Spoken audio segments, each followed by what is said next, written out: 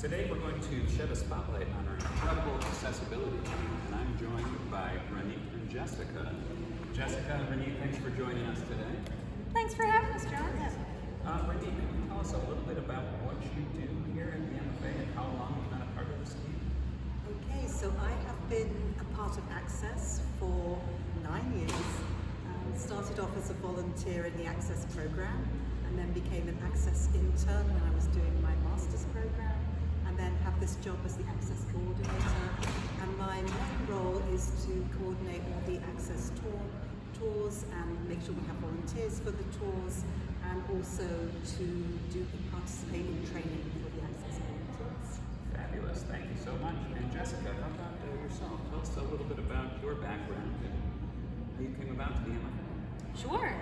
So I think my journey with the MFA, outside of beginning when I was quite small, as being a child who came to the MFA with parents who were members of the MFA, so I grew up coming here. But then when I was a senior in college, across the street at Northeastern, I interned in the Access department under Hannah Goodwin.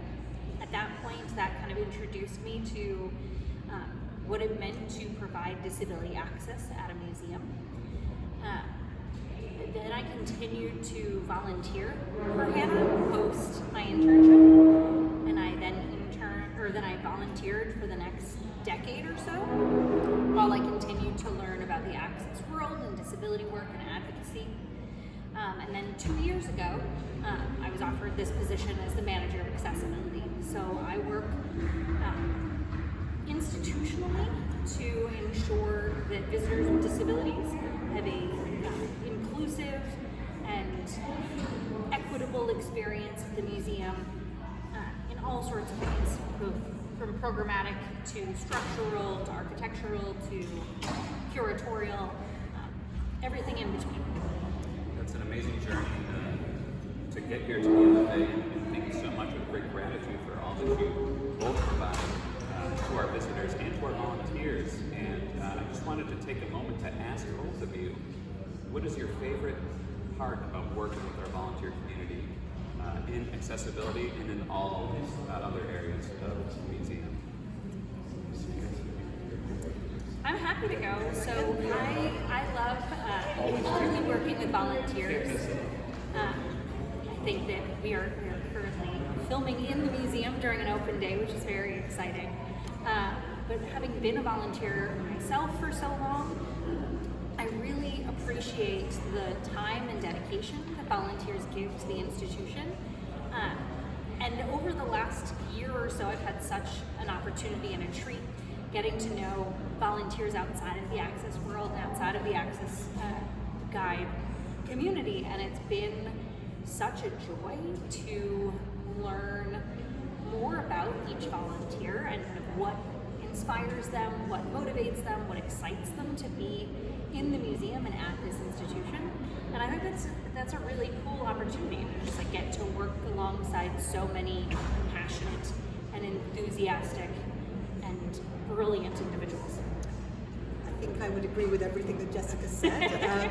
One thing that I would add is, for me, as part of my job, I think it's really important to support all the volunteers, not just the Access volunteers, in any way related to Access. I love working with volunteers for the same reasons, but I also really see it as being there to support the volunteers. So anything volunteers want to ask about Access in any aspect of the museum, always happy to reply and to help out. We are so grateful and appreciative to have you here at the museum. And I wonder who is behind the camera, so let's take a moment to switch places real quick here. Do we pause the recording? All right. Do it live. No, we're going live. We're doing it live. This is from a live studio audience. Hello, Ruby. Hi, my name's Ruby Gonzalez. I am the summer intern here in the Accessibility Department. I'm a student at the Massachusetts College of Art and Design. And I also grew up coming to the MFA. Wonderful. Do you have a favorite object here at the museum? I'm going to choose one that's in the gallery that's right behind you in TLC, and I'm going to say one of the first benches that you see in the Please Be Seated project. the one that says, "Museums are hard on my body." Sit here if you agree. Sit here if you agree. One of my favorites at the moment. Great. How about you, Ronit? So I'm going to cheat a little or be a bit greedy. I'm going to choose the whole of the Art and Jazz section of the Art of Americas.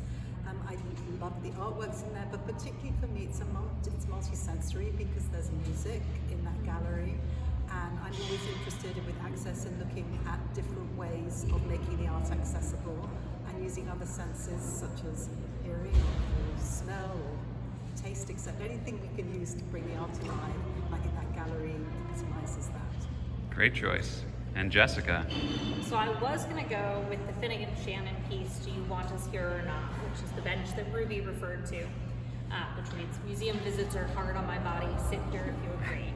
But I think I will extend it beyond that to just the Please Be Seated collection, if I could. In the Tender Loving Care exhibition right now, we've got 9 different benches of a different varieties, and one of the main pieces of feedback that we get in Access is that people always want places to sit. And I think that the Please Be Seated collection gives us an opportunity to have a wide range of seating that is fun and functional and works for a whole range of bodies and abilities. If one bench doesn't work for you, maybe another one does. If one bench speaks to you, maybe the other ones don't. But I think throughout the Please Be Seated collection, it's an opportunity for us to provide access in many different ways that are both aesthetically beautiful and functional. Wonderful. Thank you all so much for your time today.